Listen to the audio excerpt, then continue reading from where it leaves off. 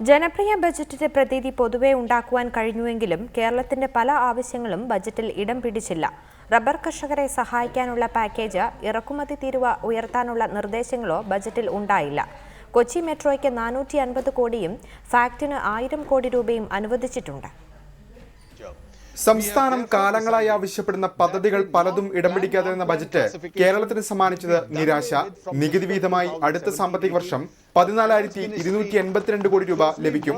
വിദേശ വായ്പയടക്കം കൊച്ചി മെട്രോയ്ക്കായി 450 കോടി രൂപ അനുവദിച്ചു. അതേസമയം ലൈറ്റ് മെട്രോയെക്കുറിച്ച് ബജറ്റിൽ പരാമർശമില്ല. പൊതുമേഖലാ സ്ഥാപനമായ ഫാക്ടിന് 6 കോടി രൂപയാണ് നീക്കിവെച്ചിരിക്കുന്നത്. കഴിഞ്ഞ തവണത്തെ റിവൈസ്ഡ് ബജറ്റിൽ 1000 കോടി രൂപ അനുവദിച്ചിരുന്നു.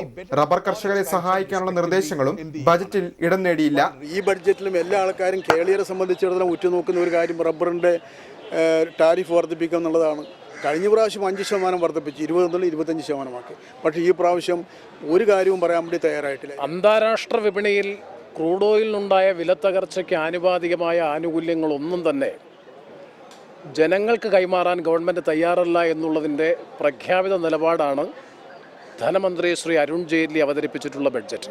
മറ്റു പൊതുമേഖലാ സ്ഥാപനങ്ങൾക്കുള്ള ബജറ്റ് വിഹിതം ഇങ്ങനെ: തുമ്പ VSSC 1061.83 കോടി രൂപ, ടീ ബോർഡ് 129.98 കോടി രൂപ, കോഫി ബോർഡ് 121.54 കോടി രൂപ, റബ്ബർ ബോർഡ് 13.75 കോടി, കശുവണ്ടി വികസന കോർപ്പറേഷൻ 4 കോടി, സ്പൈസസ് ബോർഡിന് 70.35 കോടി, സമുദ്രോൽപ്പന്ന കയറ്റുമതിക്ക് 90 കോടി, കൊച്ചിൻ ഷിപ്പ്യാർഡിന് 116 കോടിയും കൊച്ചിൻ പോർട്ട് ട്രസ്റ്റിന് 33.3 കോടിയും LNCPക്ക് 68 കോടിയും അനുവദിച്ചു.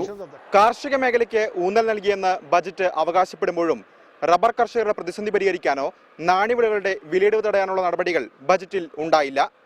ക്യാമറമാൻ ഷിജു പട്ടുവത്തോടൊപ്പം ER രാഗേഷ്, റിപ്പോർട്ടർ, ദില്ലി.